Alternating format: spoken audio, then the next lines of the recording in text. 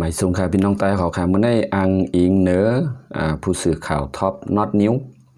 เขาค่ะเดียวข่าวเงาจอมเนี่ยจับตั้งเมืองตาคีเล็กยก็ตั้งเมืองเมสายเกียงไฮมาอุบเนพี่น้องเขาให้เลยหู้หันถึงการต้งหนึ่งการเกมพร้อม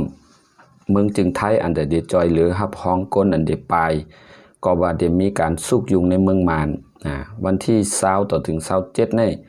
ก้นเจออันออกมาสารคัดมิหนองลายได้อินบ็อกนัดหมายกันวันที่20ถึง27จะมีการออกมาชุมนุมใหญ่วันที่19เดือนธันวาคมปี2021พลเอกสำริดฉัตรวัฒนสกุลพวชกม3กองกำลังผ่าเมืองได้เอาซึกแลตึง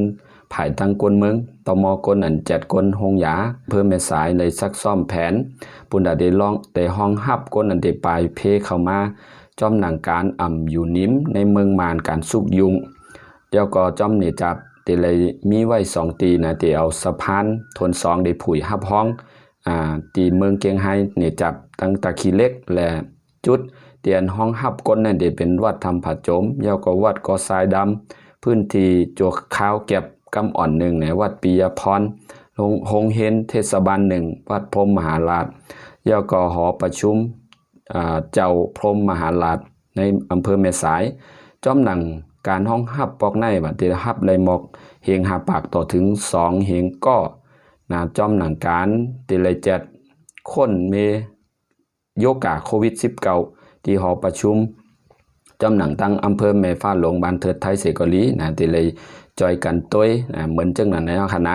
2อันทน2ในเดเป็นตั้งอำเภอแม่ฟ้าหลวงว่านะในจับตั้งนั่นเลยครับมีอุกธาจอมปลิกยก็จอมหนังการผายตั้งห้องยาอันนั้นห้องสาธารณสุขได้เกี่ยมพร้อมในจุดทน2หรือเสตั้งเมสายตั้งเมฟ้าลงแทงนะครับจอมหนัง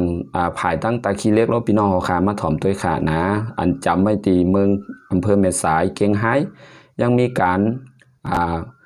ห้อมตัวกันออกมาในกลางใจอำป้อนนำเหมือนกูปอกป้นมาเนี่ยว่าแต่ตีเลยลักไปการตียอบผลิตเยมานเขาซึกมานเขาแหลกการรอไปถาข้าวยามตีเลยนัดหมายการใหญ่นั่นในคณะในตัวเมืองมานในเมืองห่มตุ้มวันที่27เขาได้นัดหมายกันนั่นเองครับพี่น้องค่ะภายหลังก่อนเจ้าหนังพี่น้องเขาอันก้นอันออกมาในกลางใจนั่นเขาเลยอุบนัดกันทาง Facebook ว่าวันที่เขาได้มาโฮมกันตีจุดนัดหมายเขานั่นได้เป็นตีห้องยาเก่าตีเมืองตาคีเล็กย่อก็ทน2มาเขาได้ไปก็ตั้งโขสะพาน2กว่าตามเส้นตั้งกลางเมืองย่อก็ตีเลยห้องออกเสียงว่ามิ้นอองหลายออกกว่าย่อก็ให้ปล่อยนางองซานชูจีอันนี้ตีเลย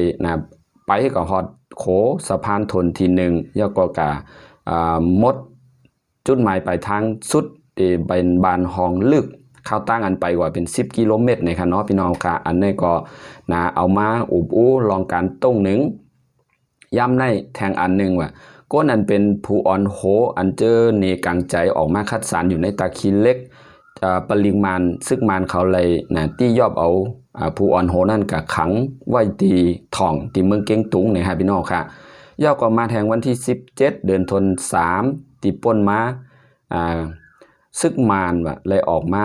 ตัดสัญญาณอินเทอร์เน็ตตัดสายยานอันตั้งเมืองไทยตีไตโขสะพานเมียนมาไทยแห่งที่1ในคณะเหมือนจังว่าเมืองตะคีเล็กมีคนเมืองอันเปิ่นมากมีมาซื้อสัญญาณอินเทอร์เน็ตตั้งเมืองไทยกว่ามานก็เลยมาตัด8เยี่ยววันนั้นค่ะเป็นการสกัดเฮกังแต่ให้มีการอันผู้ชุมนุมออกมาในกลางใจตีเลยออกมาติดต่อกับสืบกันนั่นเนี่ยเฮ็ดจึงแหละเขาตีเลยเฮกังเนี่ยเขาเลยตัด8ก่ออันนี้ก็ย้อนออกมาอุปูให้พี่น้องเขาเลยหูหันถึงจอมหนังการออกมาในกลางใจในเมืองตาคีเล็กว่าจะเป็นการกับสืบไรวันหนึ่งอันเขากับสืบกันอยู่ย่ำมาเรียวเป็นอินบ็อกทาง Facebook ตาตีเลยใจลบไปการต้งหนึ่งของซึกมานและปริมาณเขาอันนี้ก็เป็นรองอันก้นเมืองออกมาแต่เดหาล็อกไล่แต่เดกับสืบกับสารกันนะครับเย่าก็ล่าสุดในข่าวการต้งหนึ่งในกลุ่ม ก้นอันเดียวออกมาตรงหนึ่งในเมืองตาคีเล็กเดี๋ยวเอามือในกับคณะวันที่20นะเตเลยนัดหมายส่งอุปูให้กันหูดเหมือนเจ้าหนาว่าการเอามือขึ้น3 นิ้ว 5นะแล้วก็เตเลยนัดหมายกันตั้ง Facebook เตเลยออกมาตรงหนึ่งวันที่27เดือนธันวาคมนะเตมา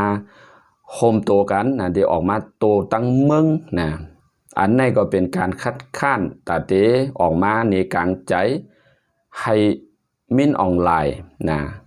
ย่อก็ให้ปล่อยนั่งอ่องซานย่อก็กลุ่มก้นอันเดียวออกมาในกลางใจในเมืองตาคีเล็กนั่นเดี๋ยวเป็นกลุ่มก้นใจแห่งการเมืองมานนะอันมาจากนะเมืองในเมืองตอนไหนนะฮะลูกตินในเมืองมาไหนฮะนะมาฮับจางมาเฮ็ดการนะในเมืองตาคีเล็กว่ะส่วนใหญ่ในเมืองตาคีเล็กก้นอันเป็นในเมืองตาคีเล็กเต็มๆพอออกมากะหือก้อยหนาว่าได้เป็นผู้นะอำเลยออกมาตรงหนึ่งเซต้าเนี่ยก็เตเลยออกมาจอยส่งข้าวน้ำตั้งกินแต่มาจอยก้นอันมันในกลางใจอันนี้ก็เป็นก้นอันหมากมีจันทานหมากมีอันนี้ก็เป็นข่าวเงาอันเฮาขาเอามาป่องข่าวสังเจอพี่น้องเขาหันถึงดีจึงหือเนี่ยก็ให้พี่น้องตาให้ไรหู้หันถึงเนี่ยก็จอยกันส่งแชร์ติดตามไม่ปันเสกรรมที่คาน้อไม่สูงค่า